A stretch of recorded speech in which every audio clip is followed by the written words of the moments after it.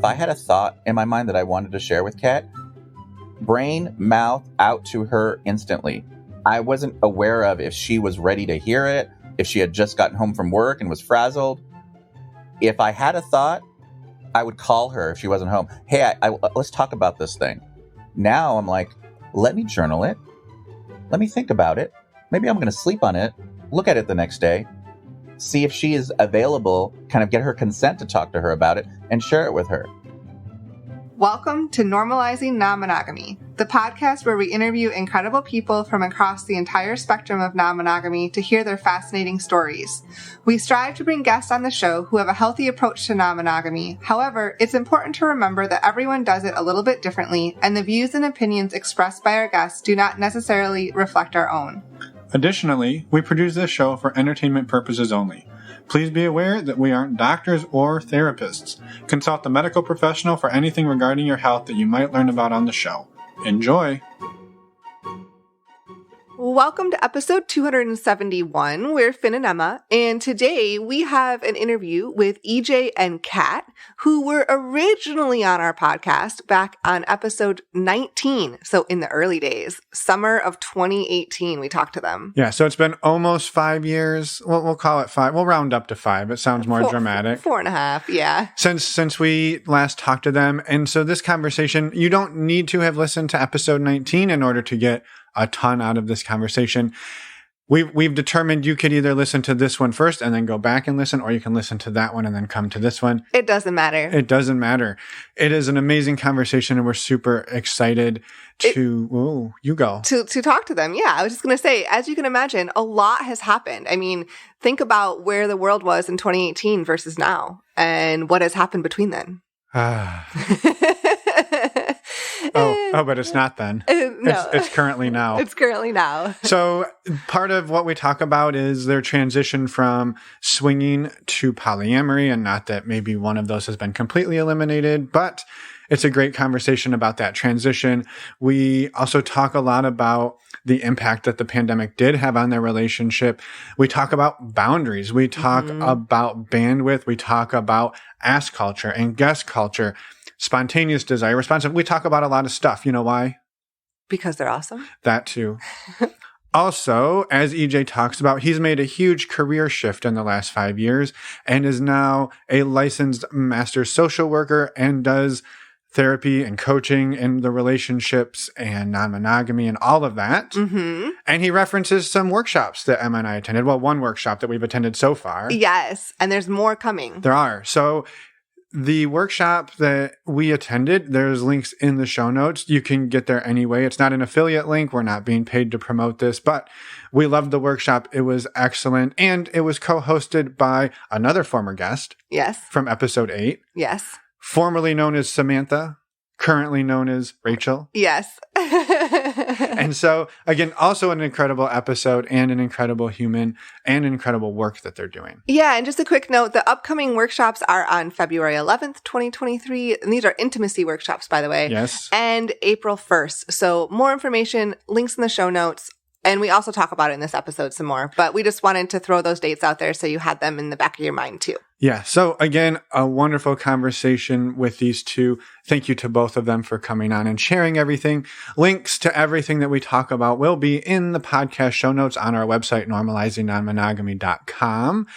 And for anybody who is a premium subscriber, we're going to jump right into the conversation right meow. Mm-hmm. And for the rest of you, we've got some fun announcements. First up, if you're Hold on, keep them extra fun. I promise fun. Okay, I promise extra fun. Make them fun. I don't know how to make the premium subscription announcement fun. Anyway, if you're not familiar with a premium subscription, you can go sign up. It is super fun to sign up, like the process, right? Like it's not bad. I don't know. What's the process? Go to our website, normalizingnonmonogamy.com, and click on the links on our homepage. You get to skip these announcements up front, but don't worry, you still get important community dates and announcements at the end. I'm checking the fun meter. That was a fun meter of 2. Yeah, I didn't nail it too much. Okay, next up. Well, the process itself, it wasn't you. Yeah, the process is just, it's just like a sign-up form. It would have been a fun meter 0 if you hadn't made it so fun. The other you brought it from a 0 to a 2. Okay, that's good. Amazing. The other fun part is that it does support the show, and we appreciate it very much. That is true. Next up, we have a virtual meet and greet tomorrow. That is January 19th, 2023. We have one in the evening, Thursday evening. Well, depending what time zone you're in. It's our Thursday evening. On the West Coast. On the West Coast in the United States. But it's January 19th. These are super fun. To sign up, go to our website, normalizingnonmonogamy.com. Click on the community events tab. Fun meter, 12. Well, yes, for the event itself. Correct. The announcement got a 7. Okay. Nail it. All right. Next up. Your turn. No. Okay. Next up. If you're out there looking, well, I should rephrase. The meet and greets, just to be extra super clear, the meet and greets, virtual meet and greets that we have on January 19th, and we'll also have one in February, these are open to anyone. You just must be open-minded and respectful. Outside of that, we also have a community, an online community that we have been growing. We are so grateful for everyone who is part of this amazing community. We have an in-person community-only event coming up on January 28th, the weekend of January 28th in a few weeks in the San Francisco Bay Area. If you're in the area or you want to come travel, we would love to see you. More information is available in the community, but we have lots of fun things planned and we would love to see you there. So go sign up. Find out more on our website, normalizingnonmonogamy.com. Click on the community tab. And by the way, the community itself is only $5 a month. With that, you get access to our online virtual platform. It's a lot of ongoing chats, lots of different subjects. You get monthly Q&As, and a monthly men's group and a women's group. Yeah, so it's not just in person. If you join and you can't make the in-person event, there is tons of virtual funness. And access. Yeah, fun level 27,000. Yes. And no excuses not to come in person. We have somebody flying all the way from Shanghai. Yeah, so pretty much you can't beat that. So your excuses just became invalid. Anyway, we still love you, and we would love to have you join the community. We'll hope to see you there. Again, normalizingnonmonogamy.com. Click on the community tab, and you will learn everything you need to know how to join, and we would love to have you. Yes. The last thing, also well done on that with the fun meter, was just through the roof. Nailed it. Yeah. The last thing we have to talk about is actually going to blow the fun meter apart. Because what's more fun than getting tested for STIs? I have not found anything in my life, Emma, especially when I use the service stdcheck.com, which is the way that you and I both get tested because it's so fucking fun. Oh, yeah. Frankly. Yeah. Yeah, we're not even worried. We just do it because it's fun.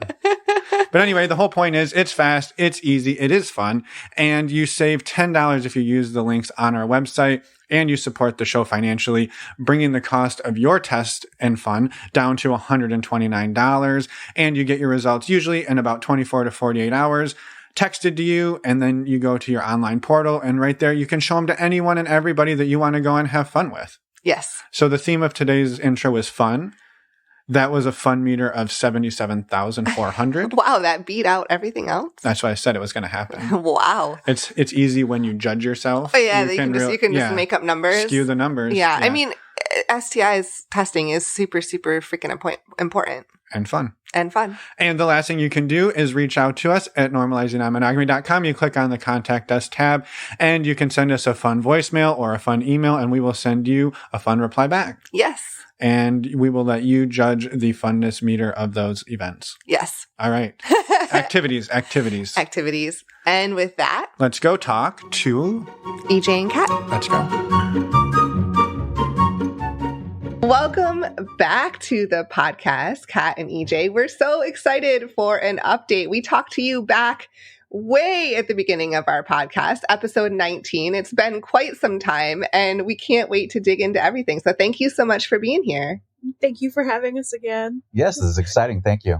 Yeah, we're pumped. This is, I think, the record of largest gap between first episode and follow-up episode. So I'm sure nothing has happened, but do you mind giving us a little bit of flavor of what were Kat and EJ's lives like when we recorded in the spring of 2018?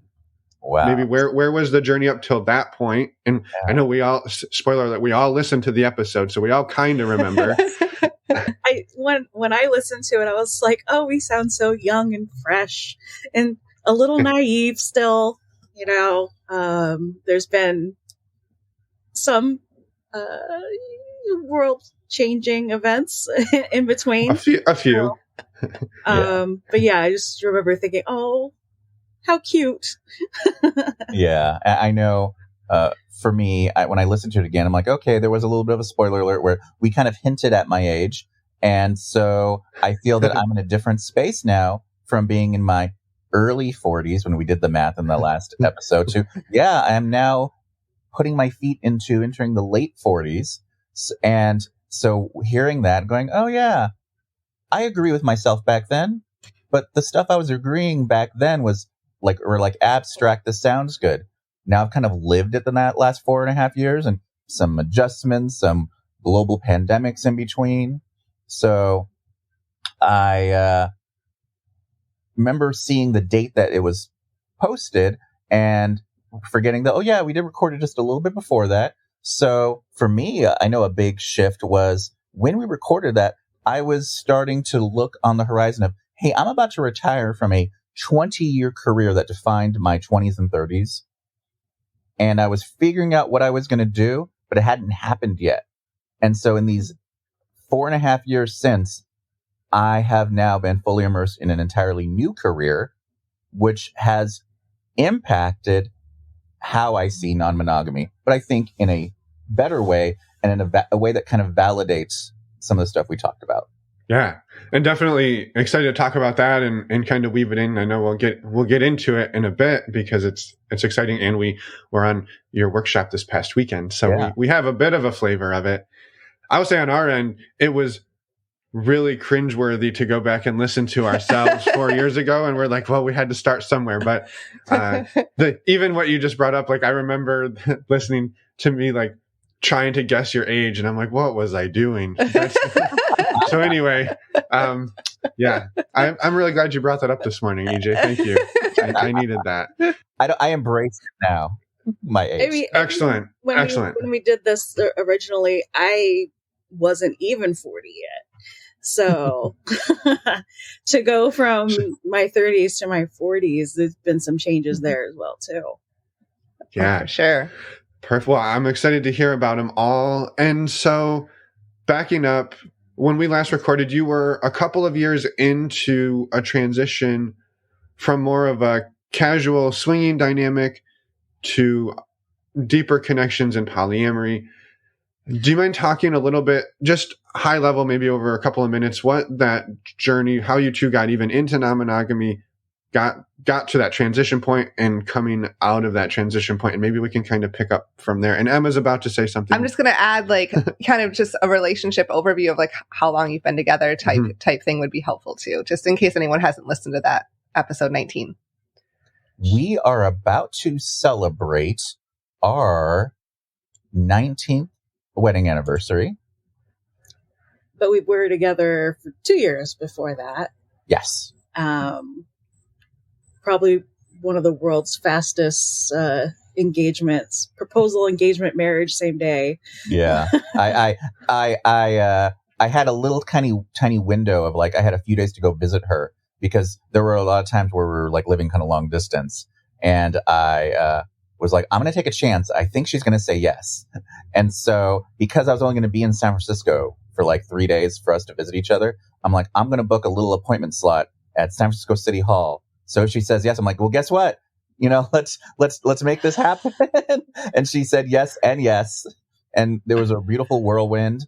And to date how far back this was, there was a big party at San Francisco City Hall where they pumped in snow covering all around the outside of San Francisco City Hall for a party for the incoming brand new mayor, Gavin Newsom. Wow. And we're like, oh, yay, look, they're decorating for our little... It was really pretty. Yeah. Like, big trees and everything. Yeah. So it was really nice. And I had just proposed to her hours earlier at Golden Gate Park. So that's just a little bit about us reflecting because I know... But I think at that point we'd already gone to some swinging events. Yeah. So that was something we were already involved with when we got married. Yes. Yeah. Which, reflecting on that story, I told her about, hey, when you've met me, these are some of the things I do. What are your thoughts? And she's like, okay, interesting. And then she dove into it. And at that point, we hadn't quite hit a burnout yet. that was probably still a couple years away. But prior to that, she had met a guy who already had about 5 years experience, from literally 20 years old until she met me in my mid 20s. And I also realize now, like we joked in the last episode 4.5 years ago, yep, I'm at the age now of the couple who are like, hey, EJ, you want to go to this party? And I'm like, sure. I was thinking about that. I'm like, oh man, they were probably only in their 30s. The people that you're like, oh, they're so much older than me. Yeah, the older couple who invited you out. Mark's older. Mm-hmm. They were probably only in their like early to mid late 30s, somewhere in there. And now we'd be like, oh, look how young and cute they are. Yeah. But I definitely look back at 2015, 2016, and then into 2017 as a lot of compressed learning as we went. And even 2018 and 2019 were still learning, but it was a different kind of learning. Yeah, like 2015 is when we transitioned from doing purely swinging to more poly life for ourselves. Yeah. And then it was more separate rather than together. About 3 years in. Yeah. Yeah. Yeah. And then I would say 2018 and 2019 were learning how to just have this depth of a relationship, multiple relationships where the relationships got deeper and deeper. And then the pandemic came, and then there was a whole other lesson of life, not just about non-monogamy. And then I would say this year has been slowly learning how to come back out of it, not just non-monogamy, life in general, at maybe some kind of new measured pace. So, yeah, I think that's the timeline. Yeah, I would say that between the two of us, you've probably had a bigger growth. I've been kind of level and haven't really changed much. But EJ really has. Talking about the last since we last talked. Yeah. Yeah. Oh, yeah. Definitely, for sure. Yeah. Especially since the pandemic. I think the pandemic really changed a lot of things in his mind for himself. And then he had to do some more adjusting when things started coming back to normal. Yeah, you're right. I guess there would be 3 phases. I'm in a new career after 20 years of being indoctrinated into a certain kind of life professionally. Then the pandemic, which feels like a blur of over 2 years. And then now this third phase of, okay, where am I now that things are kind of quasi coming back to normal this last year for me? Yeah. Mm-hmm. Totally. Well, I'd love to maybe dig in as a starting point, picking up almost the baton where we left. And you just kind of touched on, like, it was figuring out how to have deeper and deeper connections. And then they just kind of kept getting deeper. And I think that's something, we've transitioned ourselves in the last 4 years into a polyamorous dynamic as well. So we got to do that through the pandemic. That was spectacular. Oh. And so, I guess the thought there is just having a little different frame of mind for ourselves, understanding that transition of going deeper and deeper and deeper into a connection, that's a really interesting thing to learn how to balance with your existing partnership, because you're giving more and more and more of your time and energy. And we can all say, well, our hearts just grow and expand, and we have more love. And we don't love one son better than our other son, or one grandparent more than another grandparent, but maybe sometimes, but generally speaking, we expand, but we don't expand the amount of time we have in the day. So how did that experience go for the two of you as you grew through that, going deeper and deeper and deeper, and maintaining your marriage? So I think we touched on it with the therapy the last time, that we didn't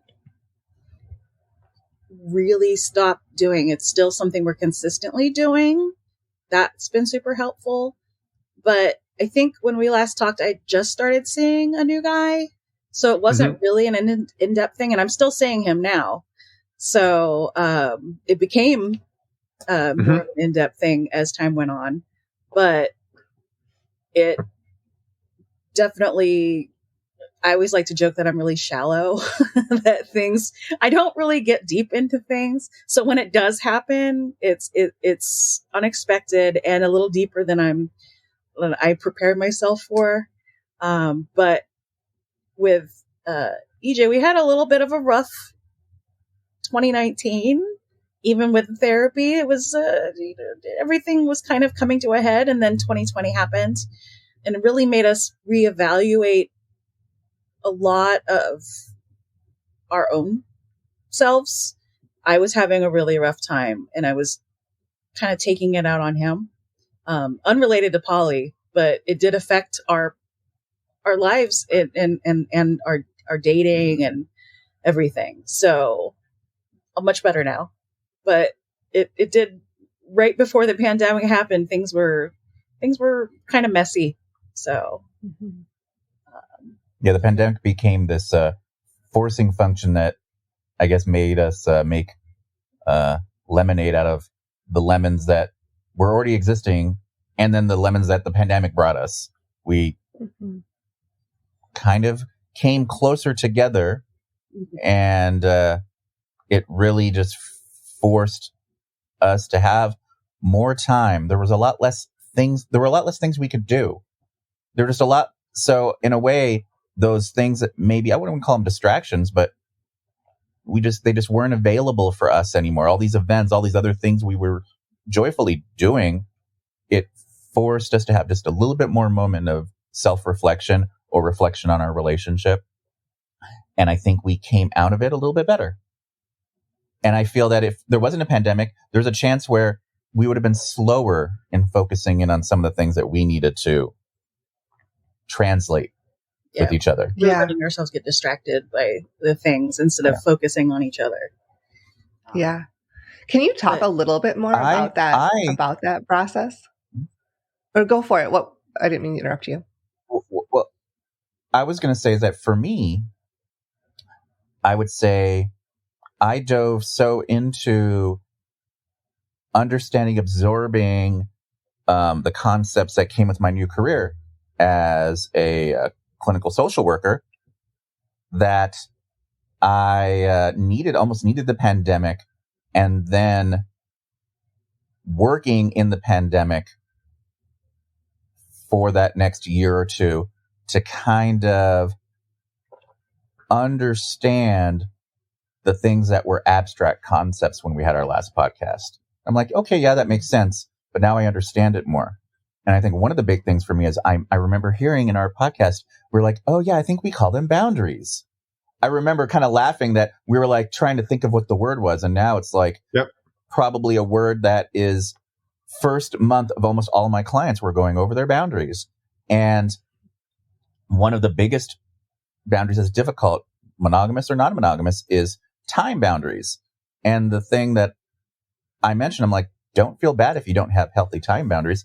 Healthy time boundaries are difficult to have this like perfectly color-coded, balanced Google Calendar where you're giving enough time to sleep, enough time to yourself, enough time to your kids or your pets or your partner, enough time to work. That's really hard. And a lot of us have porous boundaries. We can't say no to our boss. We can't say no to our partner. We can't say no to our kids or whatever it is. And we're like left on the short end of the stick. But I also have seen it the other way around where we are the kid in the candy store for a moment and we might have rigid boundaries.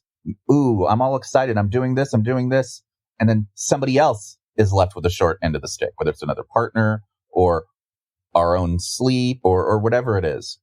And so I think I was able to understand as we entered the pandemic and during the pandemic, the things that I wasn't taking into account that are boundary pullers.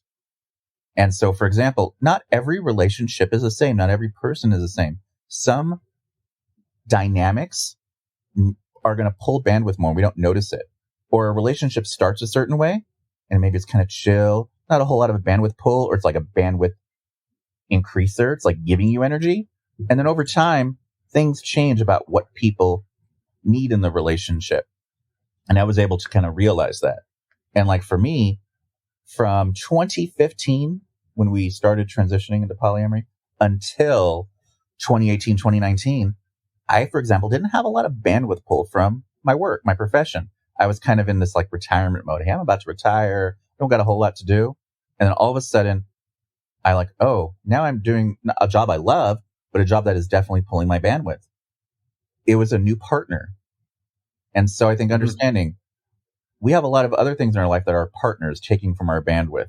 And I didn't understand that as clearly back in 2018. And so that really impacts. And I think I can give more informed consent to somebody going, hey, this is how much energy I've got to give to you, or how much energy are you looking for in a connection with somebody, so we can see if we're in a fit. And that probably wasn't even on my radar in 2016, 2017. And so sometimes that created connections that weren't sustainable for both people's available bandwidth. Well, and going back to boundaries, I think my definition of what a boundary is has changed, because back then, I think we felt more like boundaries were rules for our partner, but really a boundary is rules I have for myself that I will say, this is what I'm comfortable with. And if you're not comfortable with, I understand that, but that's something I need to work on more than something that I need you to do to fix because I'm uncomfortable. So that definitely wasn't something I really understood 4 years ago. Yeah. And it's a super hard concept, because I think a lot of times people hear the way that we try to describe boundaries is and you kind of just said it too, is a boundary is something that you place on yourself, not something you place on somebody else. So I don't stay up past 9 p.m. on weeknights, right? So you can try and you can push on me, but I'm not going to do that. And then if you are constantly like running up against that boundary, right, that gives me something to question, like why can't you respect this thing that I've told you I need this much sleep, and that means I need to go to bed at this time. And if this other person's like, well, I want to stay up till 11 every night and watch this show with you. Okay, well, if that's a need you have and my need is this, like maybe we aren't a good fit right now in this phase of our lives.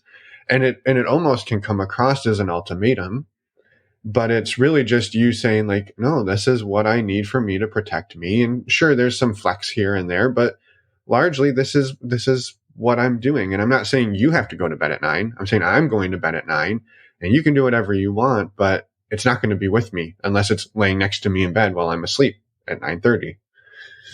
Exactly. Yeah. And it's not something that made sense to me 4 years ago. And because I think I was still learning a lot about myself. And I think I wouldn't say it's a problem, but in 2015, 2016, I didn't see it as a problem to stretch my boundaries to accommodate somebody. And sometimes that's still fine.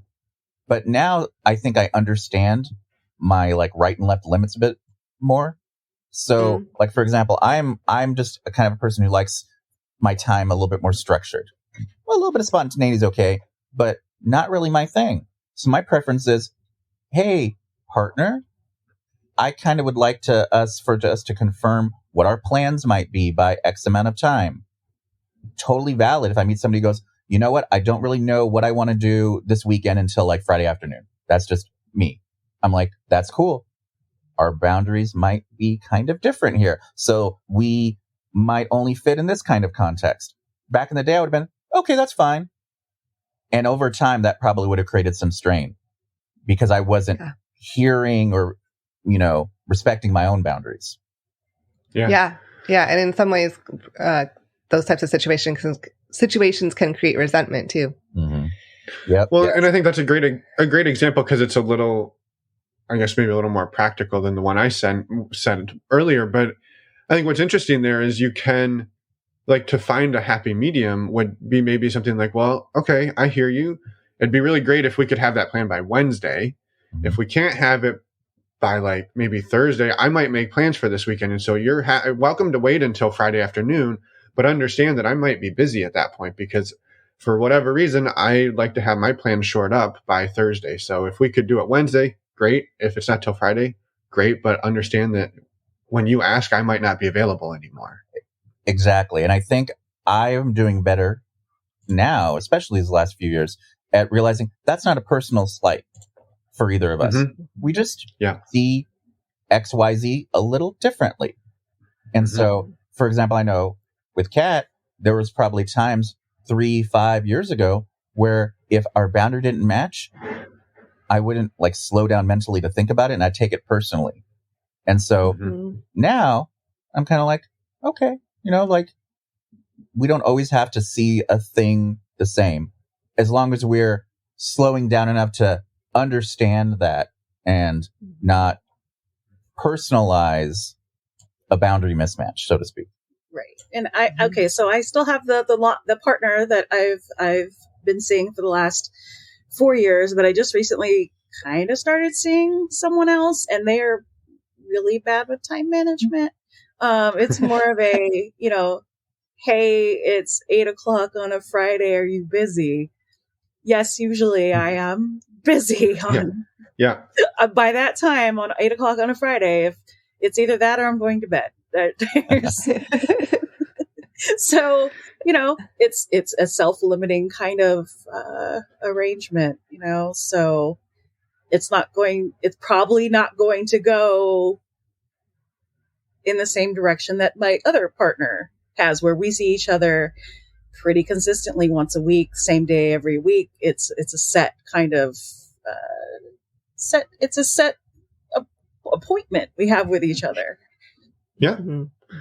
Yeah, which I think when life is super busy is reasonable, right? Like you said, like I might be available on Friday night at 8:00, but like you're playing the lottery at that point, right. and that's okay. But understand that I'm not just going to remember like, well, probably going to get a text at 8:00 on Friday, so I'm just going to keep all of Friday evening open for this person.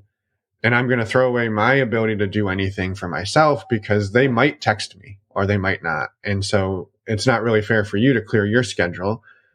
And I don't know if fair is the right word, but if that's not something you want to do, then you don't need to clear your schedule just to hold it open for that person who's not wanting to sort of meet you and plan in the way that like works for you. Yeah. Another thing when I was listening to our interview from 2018 was that some of the things we were saying, we also didn't have the language we have now. So there were times where Kat was saying something, I'm like, she's talking about guest culture. She's talking about ask culture, which was something that we went over in the workshop. So I'm thinking like, oh, I just remember talking about this in that workshop on Saturday. And that is one thing that we both understand in each other and don't take personally. Sometimes we will have hiccups because I am very ask culture. And I was raised very guest culture. Very, very, very, very passive aggressive. Nothing is direct. It's all hinted at kind of way I was raised. So it's been a long road for me to try to meet him because it's healthier for me to go that direction than for him to try to come to my direction.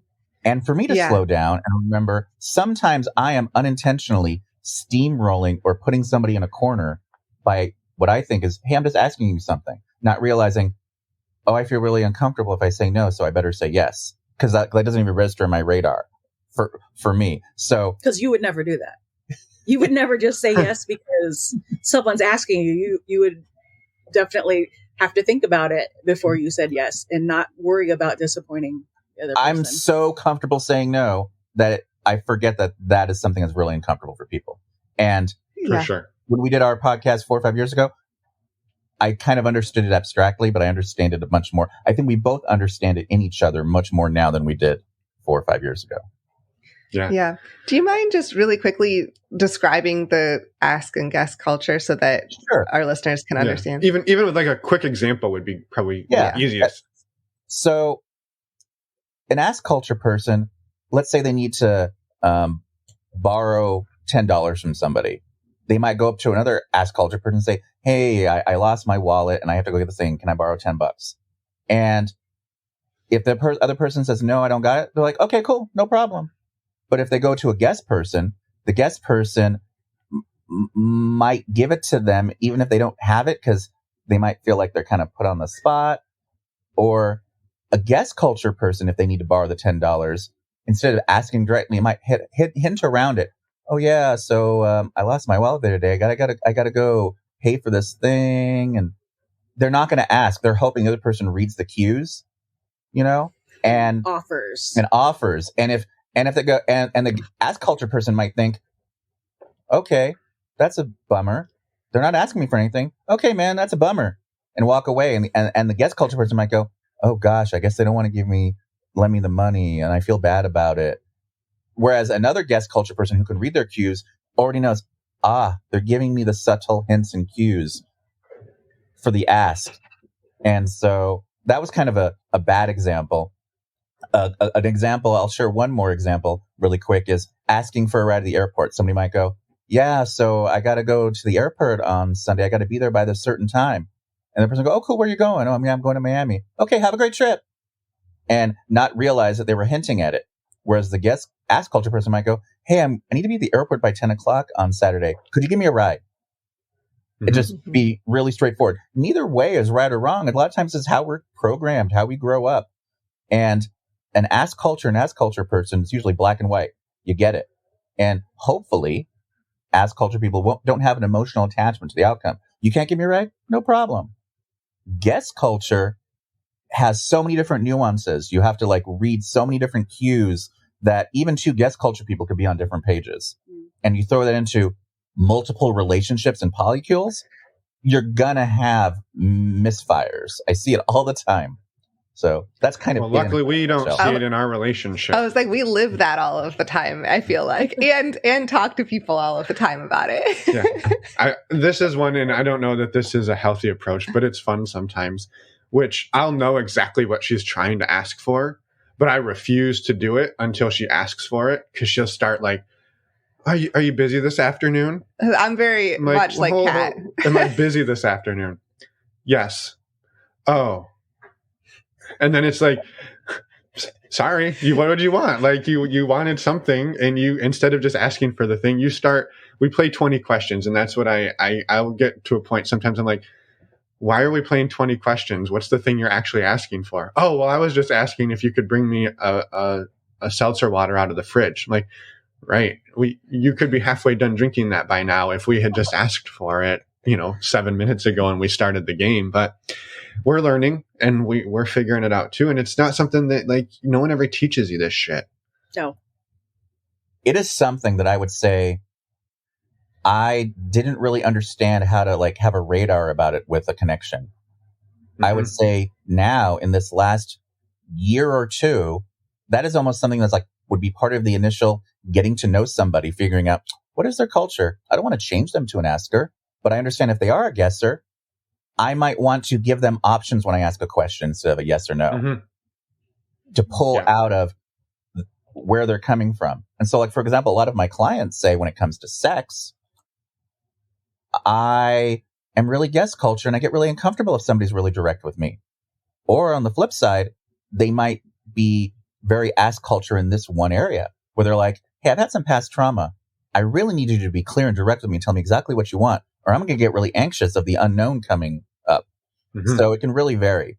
I have a lot of people who are like, I'm gung-ho, ask direct at work and everywhere. Oh, but when it comes to the bedroom, I switch gears here. So I think it helps to learn that about people early on, so kind of what you're investing in each other. Your relationship's going to have more depth.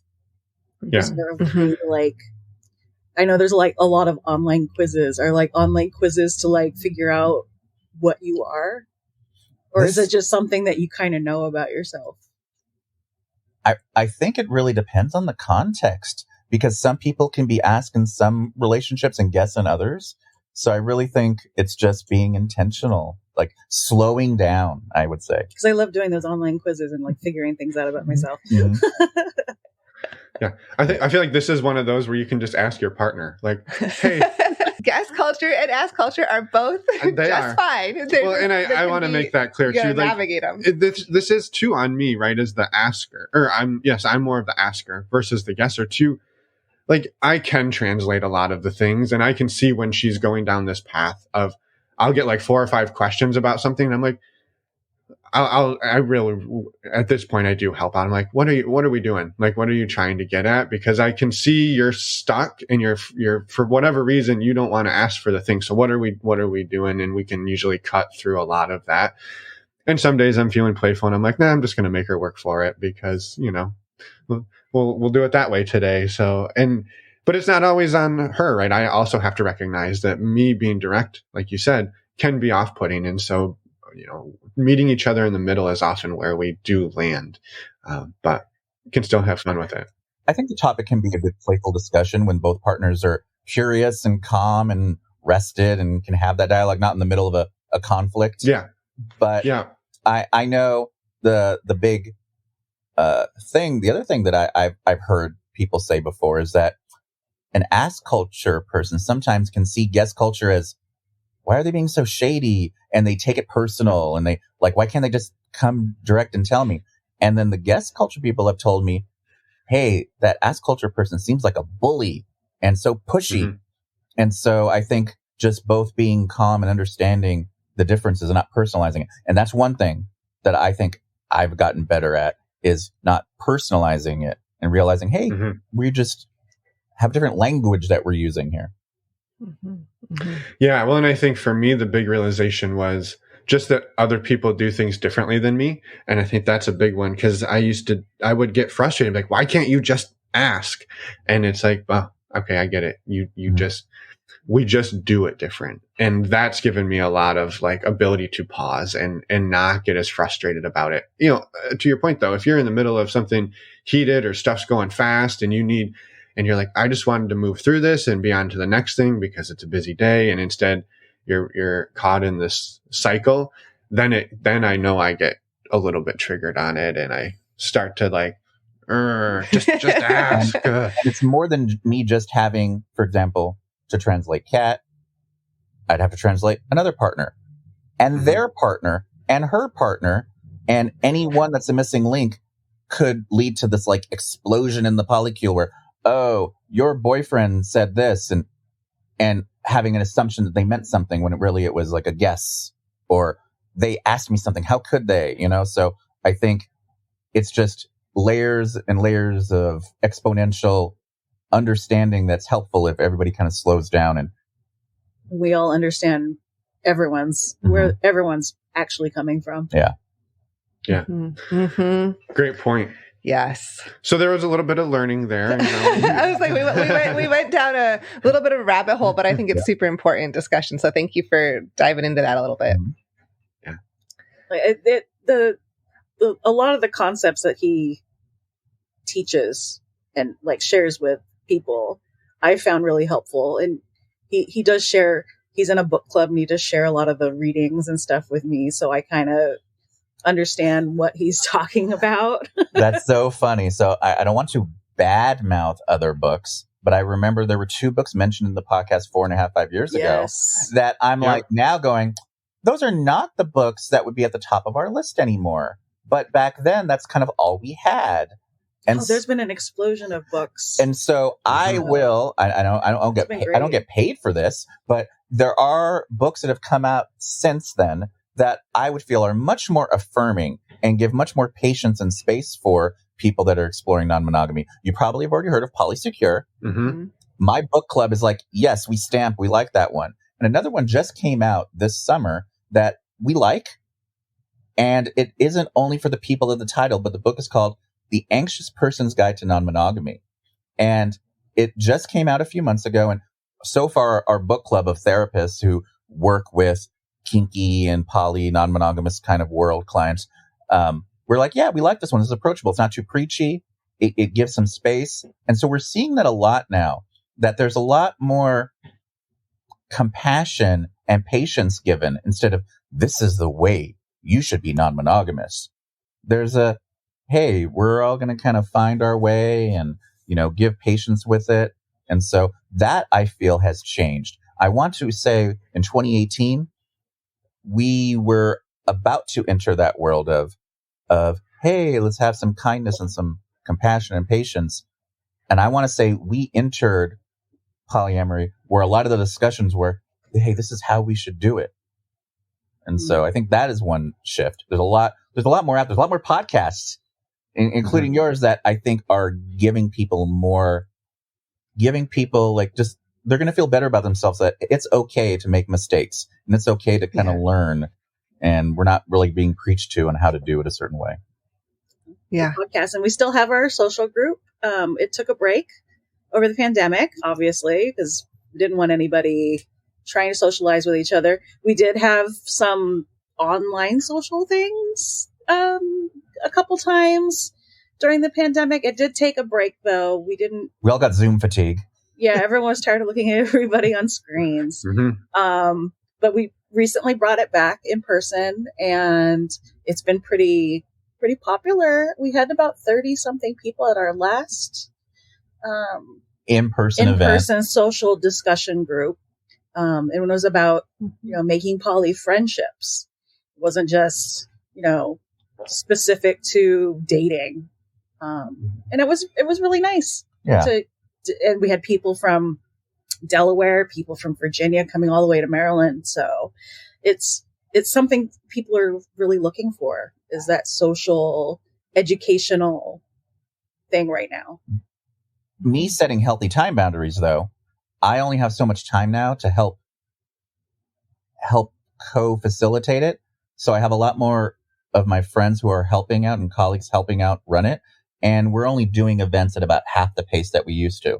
It used to be like once or twice a month we'd do something. Now it's like every other month, roughly. So we are slowly getting back into things, but things are at a slower pace than they were 4 years ago. And every other month we have a guest speaker who helps co-facilitate. Like she mentioned, this last one was about, making poly friends. 2 months ago, it was my colleague we did the workshop with, and did one about how your spontaneous or responsive desire can be impacted with polyamory. We have a colleague next month doing one about like different structures and styles of relationships. Later this coming in 2023, we're doing one about safer sex practices by a medical professional. And then we're doing one on compersion. So it's coming back, but at like half the speed of pre-pandemic. Yeah.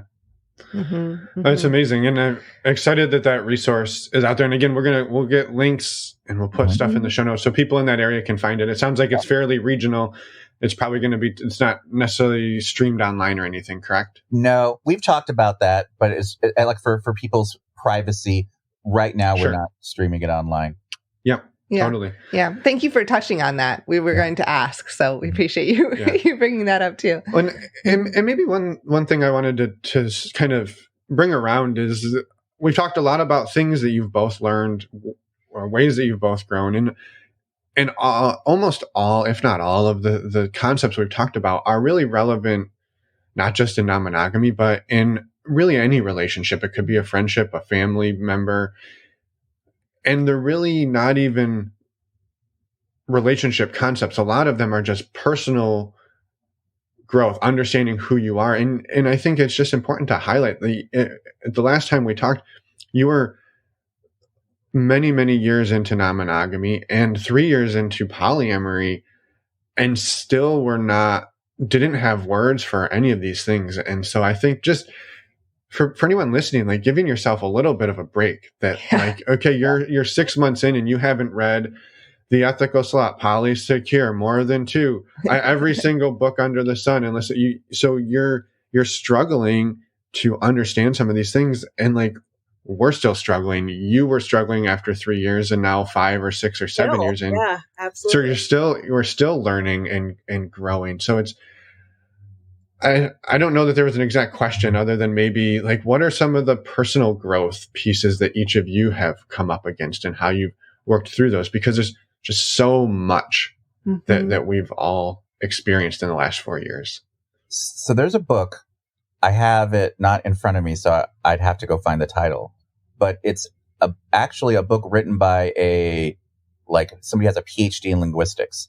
And it's about how to basically use your words and communicate, and it's in a framework of how you would do it with non-monogamy, but the author agrees, and I agree, you can use this with anybody. And the concept they give is you don't learn from just experiencing, You learn from reflecting on your experiences. And they say how you do that, which I try to do. I don't do it as much as I should, but I try to journal. These journals are kind of like the analogy I'll give is like the game film. And if you are an athlete and you have blank tapes instead of actual tapes of your game film, you're not going to keep getting better. Those journals are like my game films that I can go back and reflect on. For me, sometimes the journal is something as simple as writing 1 or 2 sentences in the little notes app in my phone, recording a voice memo safely while I'm driving. Ideally, it's actually me with pen to paper in a handwritten journal. But then I set that aside if I'm kind of stressed out. And then the next day or a week later, I might come back to it and go, what was I thinking there? What do I mean? And that might be stuff that can then be a developed thought I might share in our couples therapy or have a conversation with Kat.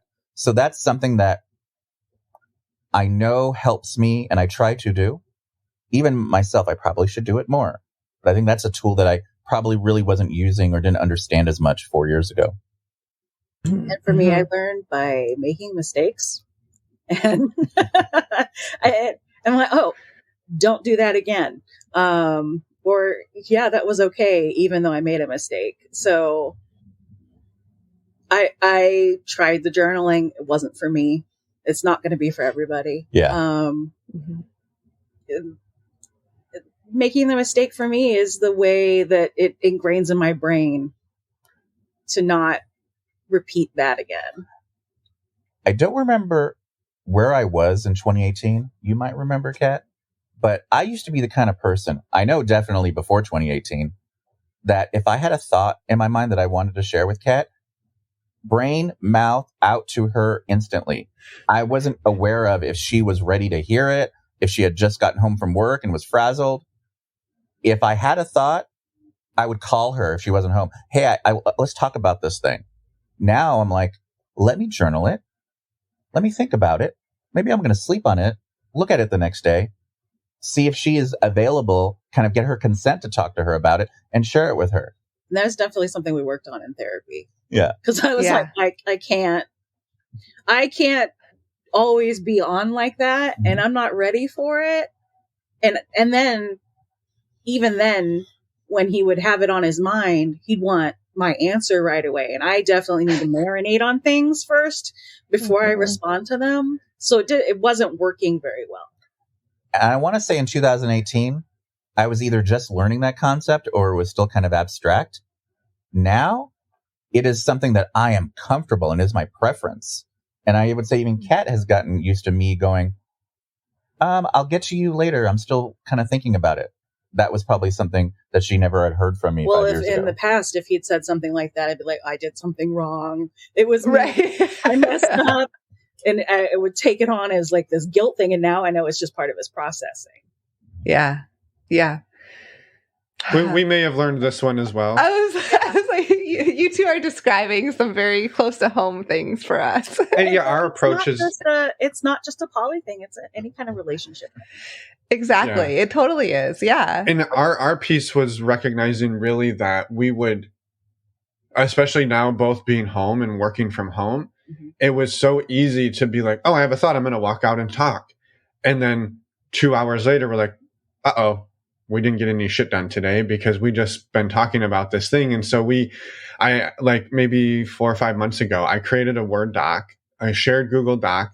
And we have like a color coded system where we just say, would like to talk about this thing. And it's a couple of shorthand notes. And then we sort of put a rough timeline like, hey, this needs to be talked about like now, like maybe tonight or tomorrow, or, hey, this is like in the next week or two, we need to touch on this and we need to, bring this up. And so it's a place to store the thoughts and the things that we want to talk about. And we can like give the other person links like, hey, we need to talk about buying flights home for Christmas. Here's some options or here's some screenshots. And we can like put a little bit of information there. And then the other person can show up to the conversation ready, right? Instead of being like me walking out and being like, hey, I'm ready to talk about flights and blah. And she's like, I was reading and doing my job and now I'm trying to look at flights. And so we can come to conversations and be a whole lot more productive, a whole lot faster. So Yeah, the whole it sounds like a slant on what you're doing. Google Suite's very helpful for a lot of relationship stuff. You got the calendar, shared docs, for sure. Yeah. One other thing, and so I'm thinking about it, and this was like the other half of the workshop that I learned how it applied to me personally, was understanding that the differences in our desires, spontaneous desire versus responsive desire, wasn't something personal. I definitely 100% would say that. In 2018, I would still have moments where I would take it personally, the discrepancy in desire we had. And now I understand it's just different. But it's almost now, her and I are almost kind of becoming the same in a way, in that I used to be standard stereotypical male spontaneous desire. A breeze blows by and I'm turned on, and I have the spontaneous desire to want to have sex. I see just a picture and I'm like, okay, I'm ready to go. And it took me a while to understand that Kat was more responsive desire, which kind of related to her demisexuality. And I would not understand that, and I would take it personally. Now, and I don't know if it's because I'm getting older, but I almost have one foot in the responsive desire camp. I would say it's almost something that's probably Kat's still getting used to. Me now having more responsive desire. That's probably a new thing. Yeah, that makes total sense. And I appreciate the share. And I was thinking about something that you kind of said way at the beginning, and I meant to ask about it way at the beginning, but here we are because of amazing conversation. So the question is really around, Kat, you had shared at the beginning that you were kind of in a hard place, and things have sort of come to a head. And then the pandemic came and shut the world down. And a lot of, anybody who listens or follows Esther Perel, for example, will understand the value in having time apart is really valuable and really important to keeping things sort of alive and fresh and giving you a perspective, something to talk about, right? If we do everything together during the day, what are we going to talk about at the end of the day? But you two sort of talked about how the pandemic forced you two back closer. And that was possibly the thing that even maybe saved your relationship. And I was just curious if you could talk a little bit about how that worked for you two, and sort of in the, I don't want to say flying in the face of the research and the work that Esther Perel has done, because I think, realistically, everything is on a spectrum of, it's not just this is a hard and fast rule. But I was curious if you two could talk about that for the two of you. Yeah. I mean, I used to joke that I need to miss you. I need to miss you. You're around too much. You need to, and I think we went too far on that spectrum of maybe making it where the missing was more than ever being around each other. And that led to us growing apart and making it to where, he was making plans to try to create that distance. And it was too many plans. It was over planned. And we weren't planning the time together. So having the pandemic shut everything down, it kind of forced us to confront why we were so far apart at that point, and kind of made us actually talk to each other and really, it forced me to be more open to wanting to be around it. Because what else was I going to do? There wasn't anything else. Right. There wasn't anything else. There wasn't anybody else. And okay, so he also almost died right as the pandemic was beginning. His appendix burst into like 1 million pieces, and we had to go to the hospital. And yeah, it was past the point of surgery, so I had to actually be in a hospital the first month of the pandemic for like a week. And they barely allowed me to be there. So, it was a little nuanced. Yeah. There was almost losing him helped a lot too. Yeah. Yeah. One thing that I'm trying to get my brain back into what I was going to say, was that So I work with a lot of relationships in my work as a therapist, and there are many things what we call green flags, like, hey, you should have these in your relationship. And some of them sometimes can, if you have too much of them, it can be an issue. So 3 of them are, you should have commonality, you should have independence, and you should have balance. Ideally, the balance is you have a balance between the commonality and the independence. And we've always had the potential to have a lot of commonality. And I think as we entered polyamory, we might have overcorrected to a point of having almost too much independence where it was no longer in balance. And so the pandemic forced us almost externally to have more commonalities. We sat at home and baked bread, and she took care of me, and we had bonfires with the kids, and we could not go and do as much of those independent things.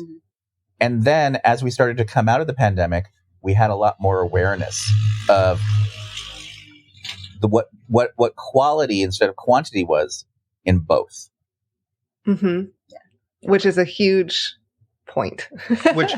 which is amazing. And then it sounds like allowed you to come out of the pandemic and letting the world opening back up and maybe maintaining that balance, reintroducing some of that independence, but not to the point where you two felt like you'd lost each other again. Yeah. We're more like a team now instead of being like just 2 people who are on the same side of something. Yeah. And there's a difference. Thank you for pointing that out. Yeah. There's something that you can Google called the Sternberg triangular theory of love. You'll see this fancy triangle. And the 3 points of this triangle, one is, hey, do we have things in common? Do we like each other? Do we have a commitment? Do we trust each other? And the other corner is, hey, do we have passion? Do we like each other, like in a physical, sexual kind of way? It's really hard to have all 3 points always firing up. But I think it helped us slow down. And for example, I'll not take it personally if we didn't always like all the same things, or we didn't always have the same passion, desire with each other.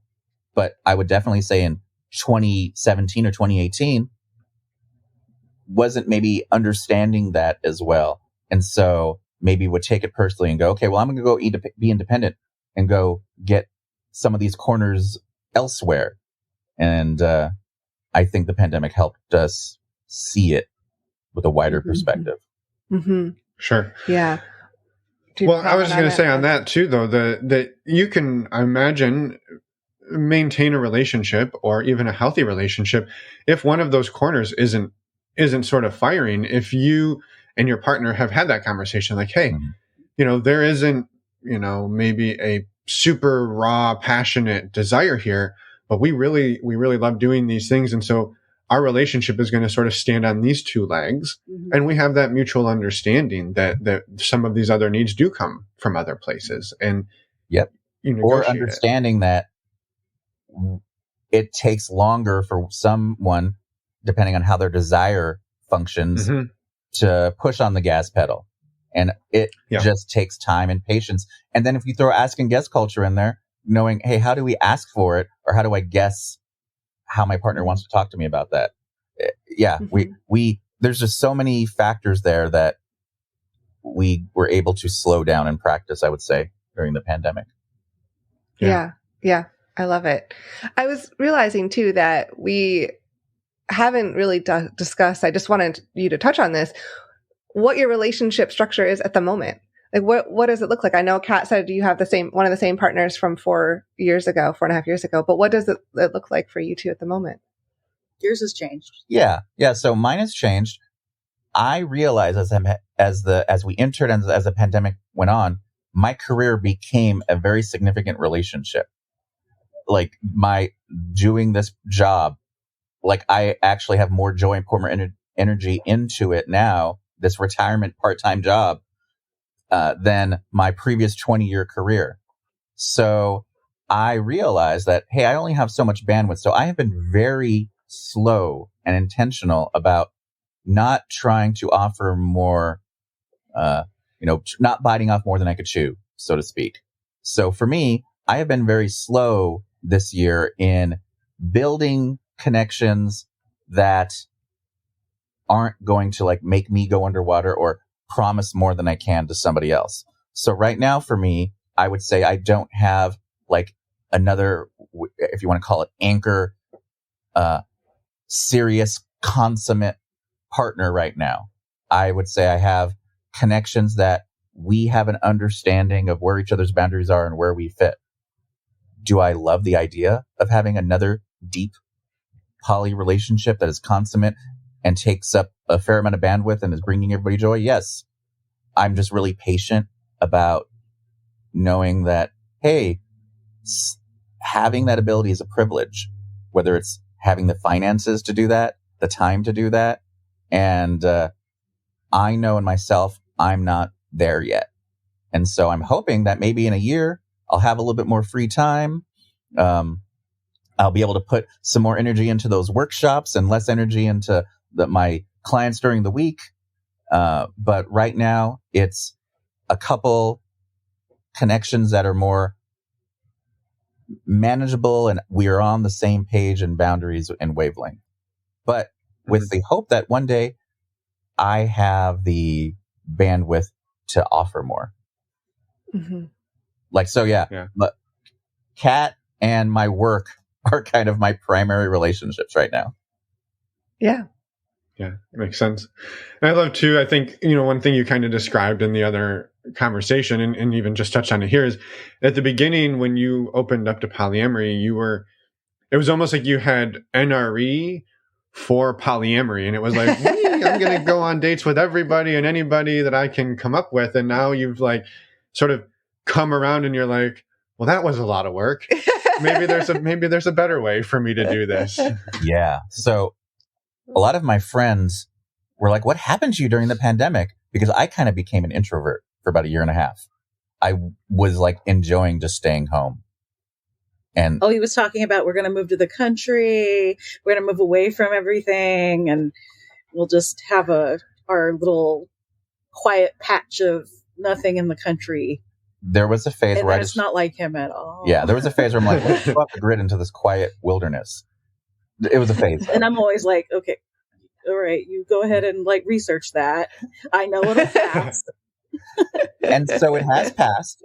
And I'm back to being social, but at a measured level. Yeah. Knowing that my bandwidth is already deducted with my nest and our kids and work. And hopefully I can have some responsible bandwidth come back in the next year. I definitely am aware of that now, and I'm much more patient about that. And so if I have a friend who wants to go on a date, is interested, I'm like, hey, we're all going to this tiki bar night. You're welcome to join us, but I don't have the energy to like go on a one-on-one date and start another relationship. Whereas the me of 26 and 2017 would have been saying yes to everything. And I would have 6 out of 7 days of the week full in the calendar. And yeah, I understand my own limits now. Yeah, for sure. Or you'd plan the date on the same night as the tiki. I can do both. I would go to the tiki for an hour and then I'll go on it. I would double and triple book my days where I'm like, hey, I got a date at 10 and I can make a date at 2. And, oh yeah, I can do something at 7. No, I do. And maybe it's just because I'm getting older, but it's like, I'll do one thing a day.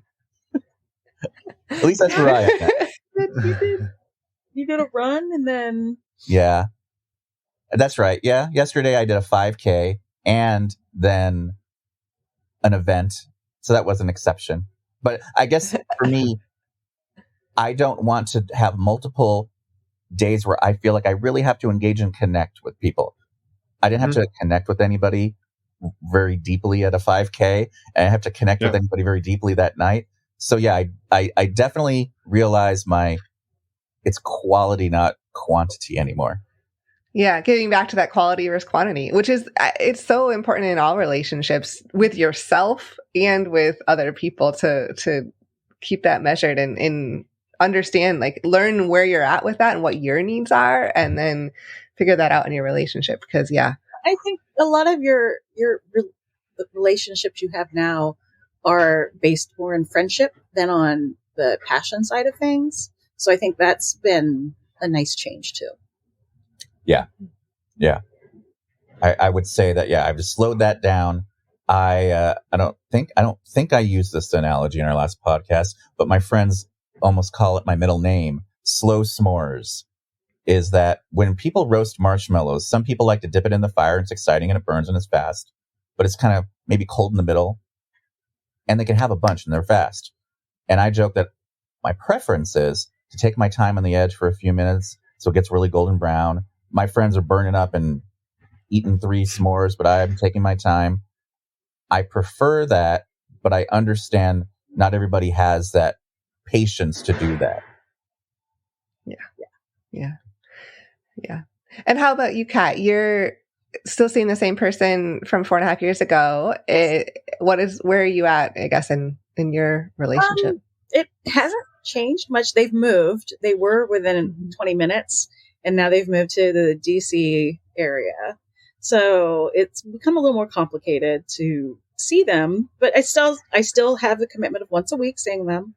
And then the other person, I just started seeing them on occasion. It's definitely not a deep connection. It's not a regular thing or anything. We do talk a lot, but it's a very shallow kind of, connection. Yeah. It doesn't take a lot of my bandwidth. It doesn't require a lot out of me. The one long-term relationship, I would say that there is definitely more there, but it's not a anchor kind of partner kind of relationship either. Mm-hmm. Yeah. One thing that I have taken up I don't even want to call it post-pandemic. Are we ever going to be post-pandemic? But I have taken up, it used to be something that has always been a little side thing over the years, but never something that I really invest a lot of time in, is kink. So I've always been, I would say, kink adjacent. But now it's like, hey, this is really something that I want to go do. And I would really say comfortable that it's an independent thing, not 100% Kat's bag, but she supports me in that. And I would say years ago, I would have been, oh, I only want to do this at the pace that Kat wants to do it, because this is something we should do together. And now I feel really comfortable going, okay, I'm going to go do this thing. And I know you may like this thing and this thing, but not this thing and this thing. And I feel we're much more comfortable having our own independent interests now than we did 4 or 5 years ago. And I'm lazier than you, so. Hey, you're sitting on the beltway to... I'm definitely much more of a homebody than he is. Right. So, I mean, but there was a time that I would tell him yes to everything because I didn't want to. I didn't want to hurt his feelings. I didn't want to disappoint him. But I've gotten more comfortable saying no. Yeah. Well, but a lot of that is really tied into boundary work, right? Mm-hmm. The ability to circling back to boundaries. Well, which is also tied into just you getting right with yourself. The ability to say, hey, no, you go do that. I'm not going to go do that. But I understand that you'll probably be coming back afterwards and we'll be okay, versus I'm going to agree to go do something that I don't want to do and build up resentment and put this in the bag that I can use against you. Well, I went to that kink event and now you get to come do this thing that you don't want to do, instead of being like, hey, have a good weekend or have a good night. I'll see you in the morning and I'm excited to see you and we'll cook pancakes for breakfast or whatever it is. The quality of it. And we are still a work in progress. We still help host maybe once every other month at the local lifestyle club by our house. We're still friends with the owner, and we do it because we're social, and we'll bring friends because it's a place where we all can get away from the kids and the family and be at this dance club that has a BYOB bar in it and has playrooms. And so for us, it's more about the setting. We rarely would go there to meet strangers, so to speak. But the process is, I used to be such an asker that now sometimes I maybe even overcorrect and go, I don't want to ask Kat for something because my default is she's going to feel uncomfortable saying no. So for now, I'm just kind of chill about it. And so sometimes she'll have to be like, hey, like, aren't you going to ask me? Yeah. No, I'm not. Why? Do you want something? How about you ask? and then I read her guess going, oh, okay, let's go. Yeah. Uh-huh. Yeah. So that's from being together for 20 years. Yeah. Mm-hmm. Yeah. When you have that long-term relationship too, for sure. Like yeah. Which makes the asking and guessing, right? And it is almost, I mean, she kind of knows that I know, but we're also in this place of we're working on the communication. And so, yes, I do know what you want, but can you ask for it? And can I meet you? Yes, I can meet you, and we can get there together. But we're both pushing each other in ways that we never have before. And part of it is we didn't have language around a lot of this. Mm-hmm. And we were just like, she just doesn't want to go do this thing because she's not asking, instead of understanding like how our brains are different. And that takes apparently 17 or more years of relating together. Yeah. No, even to this day, there will be times where she might be uncomfortable still saying no, or she might not realize that if she says no, I'll be like, okay. Because just as recently as maybe 4 or 5 years ago, I might have had this low key pouty face or something. Mm-hmm. Well, and to tie that again back to boundaries. Yeah. Now, Kat, knowing that if she says no, that you're okay maybe going and doing something on your own, saying no is a whole lot less scary because you're not going to, one of you is not going to do something that you don't want to do and cause resentment. And you're okay saying, oh no, great. We can still both do the things we want to do. Your no doesn't mean a no for EJ. And I had to do a lot of work on resentment because I would say, and it is a lot of work in therapy. So it's not something I did on my own at all. Yeah. Great point. We have the benefit of 20 years of experience, and then sometimes the curse of 20 years, sometimes of little mistakes. Yes. Or big ones. Yeah. And the resentment that builds up on both of you for different reasons, and you having to like tear that down and go to the foundation and be like, okay, this isn't working. We got to understand these things and try to do this differently. Which is a reminder sometimes for people that are exploring non-monogamy is that, and it's mentioned in that Polysecure book, check how safe your safe harbor is. Because sometimes if you both are off doing your own things, you're just kind of sweeping some things under the rug and you're both happy off in your own corners. And then you might lose your balance. Mm-hmm. Which we totally did. Probably, yeah. Yeah, we totally did. Yeah. We had no balance. So thanks, pandemic. Yeah, there were some benefits to the pandemic, I would say, perspective. Sure. Yeah, that's probably the biggest benefit. Yeah, for sure. Well, this has been amazing. Of course, thank you both. We could talk, I'm guessing, for many more hours, but we wanted to be respectful of your time. Yeah. Is there anything else you wanted to get out into the world today before we let you go? And EJ, I know you've talked a bit about your work. Is there a way people can find you and learn more if they're interested or have more questions? Sure. Well, what I will mention is that the workshop that the two of you just attended, my colleague and I are going to be repeating it on February 11th. It's, I believe, still going to be at 9 a.m. East Coast time, and it's online. And then we're unveiling a level 2 workshop April 1st. Those are both Saturday mornings, East Coast time. And I can get you the link that you can put. It's for couples, for individuals. Yeah. It's for... Yeah, we got some really good feedback. Some people were really happy.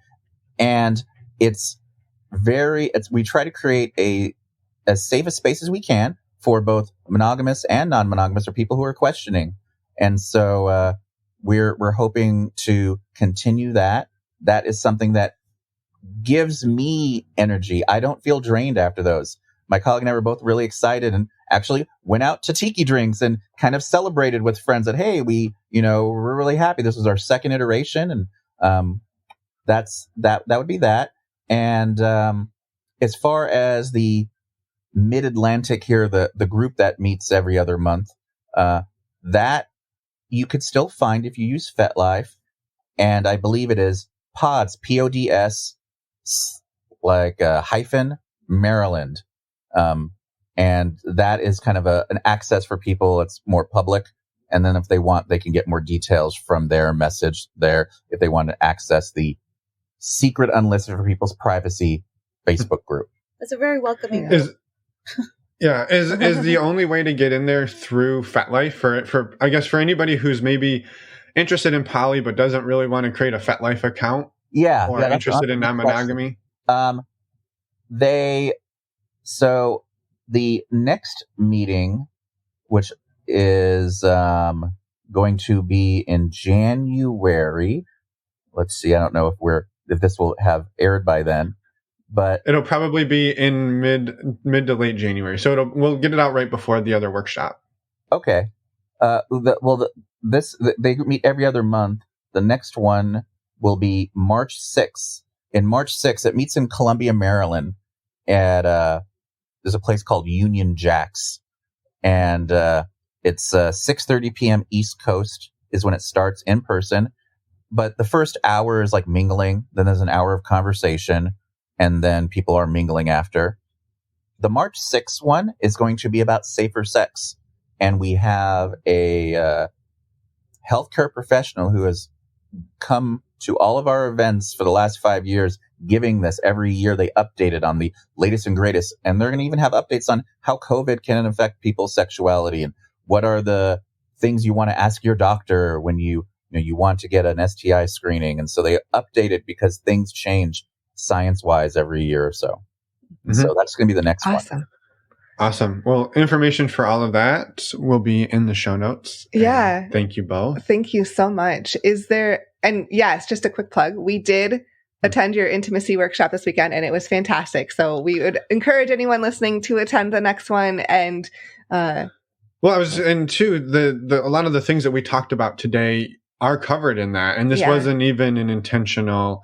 I guess it was serendipitous that this conversation went the way it did. So. When my colleague and I helped create the content, we intentionally created the content. I'm like, what are the foundational things that people need to understand? I came at it from understanding your partner's communication culture, and my colleague came at it from understanding the nature and nurture of desire and sexuality, and how bringing those two together can kind of create a bridge. So it was definitely a nice collaboration that you both got, and I appreciated the feedback and the interactions. We didn't have to do all the talking. We really enjoyed how everybody got to learn from everybody's perspective, including yours. Yeah, it was great. So thank you for doing that work and for coming back on. Is there anything else that you guys would like to mention before we let you go? No, thank you so much for having us again. It's been great. Yes, thank you. Yeah. Thank you, and enjoy the rest of your day. And we're back. Oh, nailed it. It's been a while. It has been a while. That was fun, right? Too soon? We've killed that joke, Emma. You gotta let it go. It's an ongoing joke. You gotta let it go, though. Thank you so much, EJ and Kat, for coming on again a second time, 4.5 years later, almost 5 years. We were so excited to talk to you and love the updates and love the conversation. Just a quick reminder, go check out the intimacy workshops that EJ is co-hosting with Rachel. They're coming up on February 11th or on April 1st. And links to sign up are in the show notes. Go check them out. Check it out.